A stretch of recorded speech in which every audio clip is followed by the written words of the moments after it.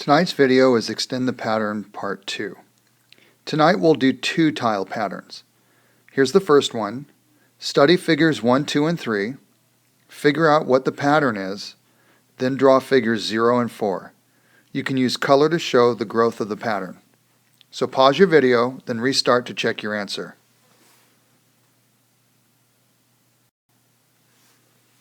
Welcome back from pausing the video. So here we see figures 0 and 4. So how'd you do? Well, let's break down this pattern to see how it was growing. All right, so first of all, I looked to the middle of each of the figures, and I noticed that there was a square. So figure 1, there was a 2 by 2 square. For figure 2, there was a 3 by 3 square. In figure 3, there was a 4 by 4 square. So following that pattern then, figure 4 should have a 5 by 5 square, and it does. And working our way backward from figure 1 to figure 0, instead of a 2 by 2, we'd have a 1 by 1. So in other words, just one tile. All right. Now let's look at the top row of tiles. Figure 1 has 3 tiles.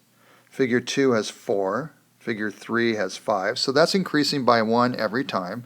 Therefore, figure 4 would have 6 tiles. Ms. Hunter, please. And working our way backwards from figure 1 to figure 0, instead of having 3 along the top, we'd have 2.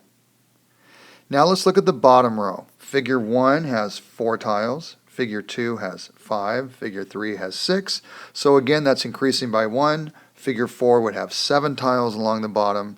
Working our way backward from figure 1 to figure 0, we would have 1 less, so there'd be 3. All right, so how'd you do? Let's try another one. So here's pattern C. Study figure 1, 2, and 3. Then draw figures 0 and 4, and use color to show the growth of the pattern. Pause your video, then restart to check your answer. Welcome back from pausing the video. So here we see figure 0 and figure 4. So again, I'm going to go ahead and break this down by looking in that middle of each of the figures and find a square. Now you don't have to do it this way, but this is how I saw it. All right, so there was a 2 by 2 square right in the middle of figure 1. Figure 2, there's a 3 by 3 square. In figure 3, there was a 4 by 4 square. So again, following that pattern, figure 4 would have a 5 by 5. And working our way backward from figure 1 to figure 0, we'd have a 1 by 1 square, which would be right there. Now let's look at the top row. The top row, there's 3 tiles for figure 1. And then for figure 2, there's 5 tiles. Figure 3, there are 7 tiles. So that is increasing by 2. Therefore, figure 4 would have 2 more tiles along the top. They would have 9 tiles instead of 7.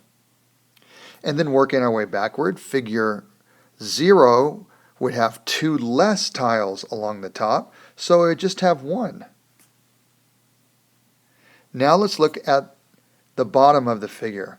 Figure 1 has 2 tiles. Figure 2 has 2. Figure 3 has 2. So that number is consistent. It's not changing. Figure 4 would have 2. Working our way backward from 1 to 0, figure 0 would have 2 as well.